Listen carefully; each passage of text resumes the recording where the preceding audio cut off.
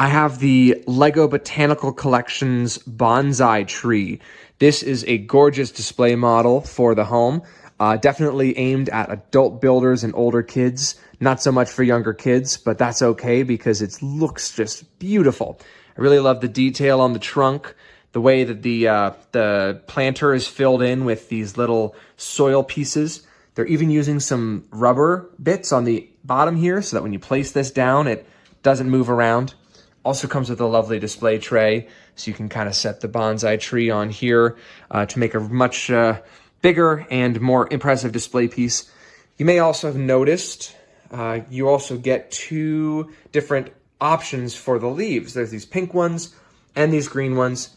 Changing them out's pretty easy. All you do is, take something off here, and then I can make the whole tree in sort of more of a cherry blossom color. So there's a lot of options. It's very cool. I had a fun Zen time building this product, and definitely think it's a good display piece for the home.